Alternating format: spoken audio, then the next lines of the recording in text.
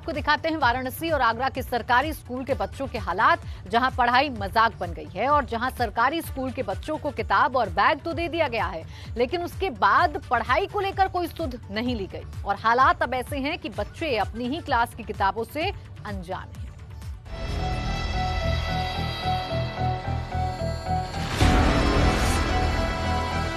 शिक्षा के क्षेत्र में सरकारी कारिंदों की व्यवस्थाओं ने साहित्य की नगरी को भी बेचैन कर दिया है।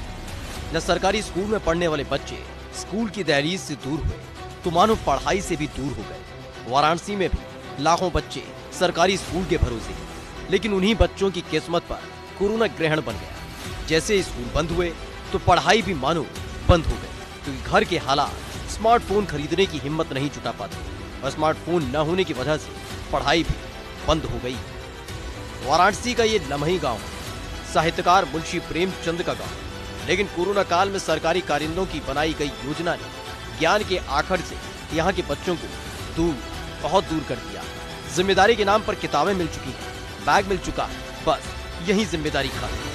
इस वक्त हम लम्ही गांव में मौजूद हैं।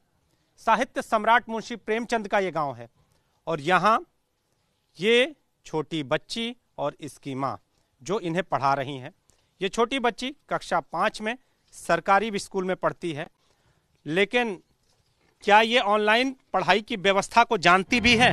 वाराणसी के लम्ही गांव की रहने वाली 5वीं की छात्रा सरकारी योजना से बाहर है। हाथ में किताब है, किताब में लिखे शब्दों को समझने की कोशिश है और उस कोशिश में उसका साथ देती एक माँ है, लेकिन पढ़ाई से वास्ता न होने की वजह से माँ भी बच्ची को समझाने में विफल है कि कागजों पर लिखे शब्दों का अर्थ क्या है।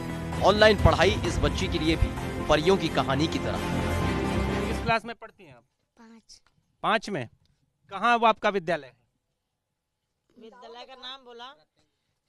प्राथमिक विद्यालय मढ़वा। प्राथमिक विद्यालय मढ़वा। किस जो वहाँ पे जाती हैं, कभी इधर भी जा पाई हैं स्कूल? ऑनलाइन पढ़ती हैं आप? ऑनलाइन जानती हैं ऑनलाइन कैसे पढ़ा जाता है? मोबाइल है घर में? नहीं है, छोटी वाली है।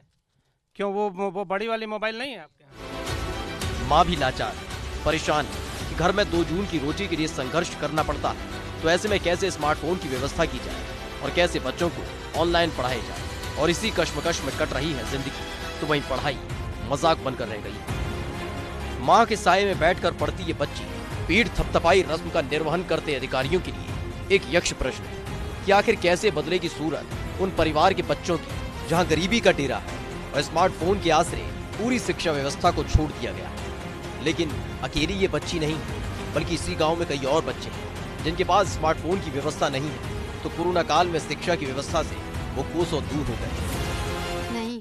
क्यों? मोबाइल नहीं है मेरे पास। मोबाइल पिताजी के पास, माताजी के पास मोबाइल है? पिताजी के पास छोटा मोबाइल है। क्यों, खरीदे नहीं है क्या? नहीं, उनका सैलरी कम मिलता है, इसीलिए नहीं पढ़ पा रहे। हाँ।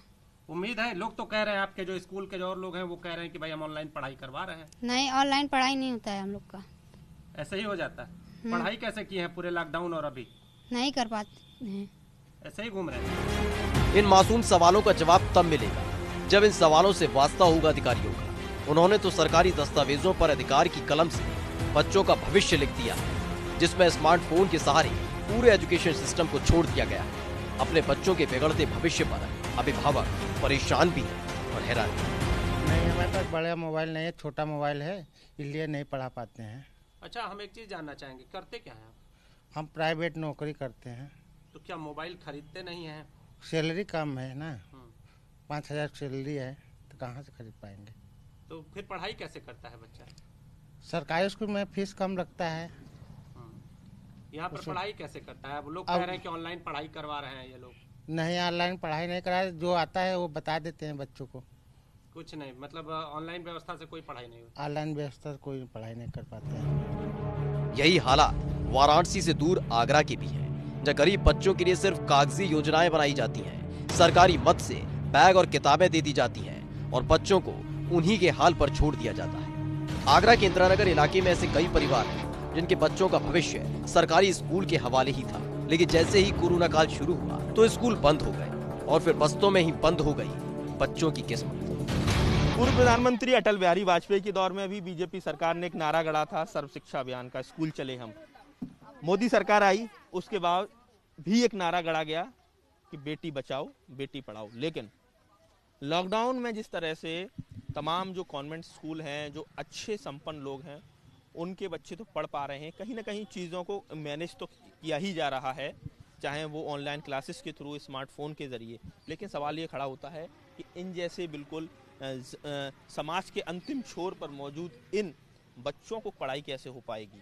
और ऐसे में लगातार स्कूल कॉलेज बंद चल रहे हैं और कोविड का जो खतरा है वो भी लगातार बरकरार है।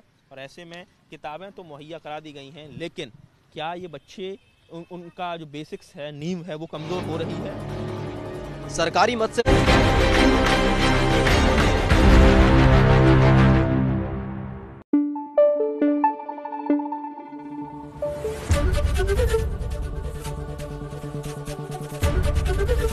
एबीपी गंगा, खबर आपकी, जुबान आपकी।